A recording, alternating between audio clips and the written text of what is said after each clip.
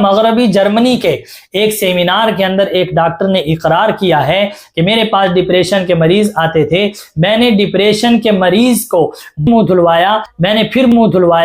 دھلوایا، بار بار منہ میں دھلواتا گیا، کئی مرتبہ جب میں نے منہ دھلوایا تو اس کا ڈپریشن کم ہو گیا۔ پھر اس نے آگے ڈاکٹر نے لکھا ہے اپنے مقالے کے اندر کہ مسلمان 5 وقت کم از کم وضو ضرور کرتا ہے، اور جو مسلمان 5 مرتبہ وضو کرتا ہے، نمازی ہوتا ہے، کہ یہی وجہ ہے اس کے اندر ڈپریشن کا مرض کم ہوتا ہے، مایوسی کا مرض اس کے اندر کم ہوتا ہے۔ دیکھیں وضو انسان اپنے لیے کر رہا ہے، وضو انسان اپنی پاکی کے لیے کر رہا ہے، وضو انسان اپنی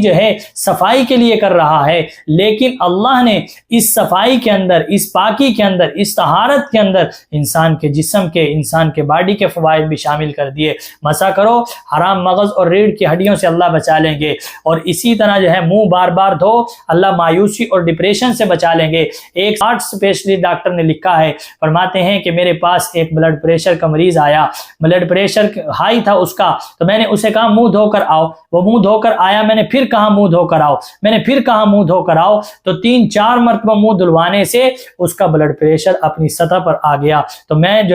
یہ بات بارہا کہتا ہوں، وہ ڈاکٹر کہنے لگا کہ اگر کسی کو بلڈ پریشر ہائی کا مسئلہ ہو تو اسے چاہیے بار بار منہ دھوئے، 4-5 مرتبہ جب وہ منہ دھوئے گا تو بلڈ پریشر اپنے لیول پر آ جائے گا۔ اگرچہ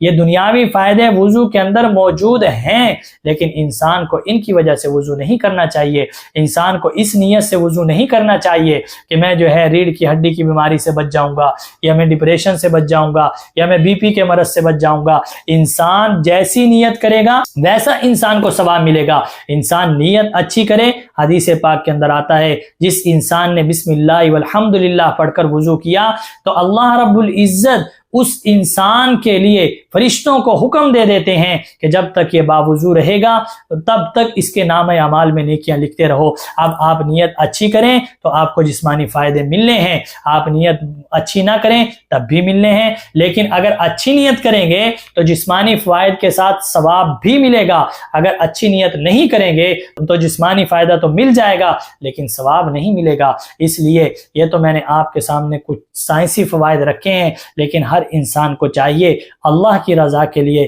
سنت سمجھتے ہوئے، دین اسلام کا حکم سمجھتے ہوئے وضو کرے، انشاءاللہ دینی فائدہ بھی ہوگا اور دنیاوی فائدہ بھی ہوگا۔